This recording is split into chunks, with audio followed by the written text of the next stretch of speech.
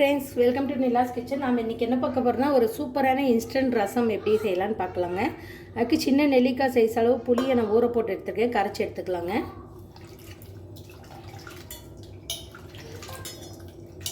புளி நல்லா கரைச்சிக்கோங்க. இந்த மாதிரி கரைச்சி எடுத்துக்கோங்க. இது கூடவே ஒரு 3 தக்காளியே கட் பண்ணி கரைச்சி எடுத்துக்கலாங்க. ஒரு 3 சின்ன தக்காளியே எடுத்துருக்கேன். அது கூட உப்பு கொஞ்சம் போட்டு நல்லா கரைச்சி எடுத்துக்கலாம். இந்த மாதிரி கரைச்சி எடுத்துகிட்டு காமிக்கிறேங்க. பாருங்கள், இந்த புளி கரைச்சி எடுத்துக்கலாம். தக்காளியும் கரைச்சாச்சு. இப்போது பேஸ்ட்டாக கரைச்சிட்டேங்க.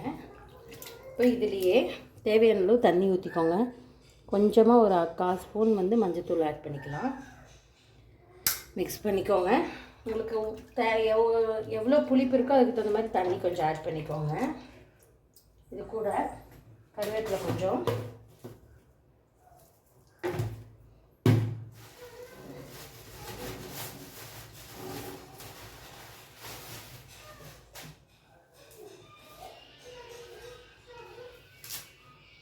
பாருங்க. இந்த தண்டு பகுதியை ஃபஸ்ட்டு போட்டு கரைச்சிக்கலாங்க. அப்புறம் நம்ம இந்த நுரக்கட்டி வரும்போது இந்த இலை பகுதியை போடணும். ஃபஸ்ட்டு தண்டு பகுதியில் நல்லா இந்த இதில் கரைச்சிக்கோங்க. இந்த மாதிரி அவ்வளோதான். இது இந்த சைடு வச்சுட்டு இப்போ இதுக்கு நம்ம சீரகம் மிளகு எவ்வளோ போட்டு நுணுக்கலான்னு பார்க்கலாங்க. இந்த அளவுக்கு நல்லா கரைங்க. கரைக்கிற அளவுக்கு டேஸ்ட் சூப்பராக இருக்கும். இப்போ சீரகம் மிளகு இதெல்லாம் போட்டுக்கலாம். எவ்வளோ தேவையோ. நான் 1 ஸ்பூன் அளவு சீரகம் போட்டுக்கிறேன்.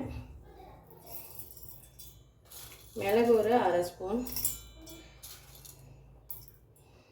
இது நான் ஒரு பல்ஸ் விட்டுட்டுங்க. அதுக்கப்புறம் ஒரு கட்டி பூண்டு தோலோடு போட்டு ஒரு பல்ஸ் விட்டு எடுத்துக்கலாங்க. இப்போ நம்ம அரைச்சிடலங்க. அதை இதில் பாதி இதில் போட்டுடலாம், பாதி தாளித்து எடுத்துக்கலாம். இதை நல்லா கரைச்சி விட்டுக்கோங்க. போட்டு கரைச்சிட்டு இப்போ நம்ம தாளித்து விட்டுடலாங்க. ரசம் உரமாக வச்சுட்டு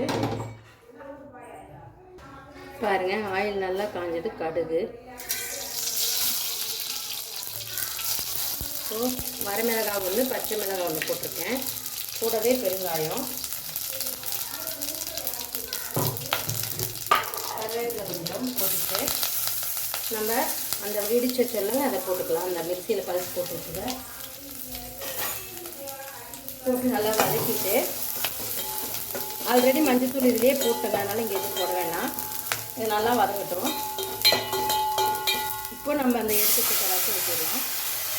அவ்வளோதான். இது நுரக்கட்டி தேவையான கொஞ்சம் தண்ணி ஊற்றிக்கலாங்க. திக்காக இருக்குது. ரசம் நான் ஆஃப் பண்ணிட்டேன். கொஞ்சமாக ஒரு ட்ராப்ஸ் 1 ஸ்பூன் அளவு தண்ணி ஊற்றிக்கோங்க. கொத்தமல்லி தூவி அப்படியே மூடி வச்சிடலாம். அவ்வளோதான். சூப்பரான ஒரு ரசம் ரெடிங்க. கண்டிப்பாக நீங்களும் இந்த மாதிரி ட்ரை பண்ணி பாருங்கள். ட்ரை பண்ணி பார்த்து கமெண்ட் பண்ணுங்கள்.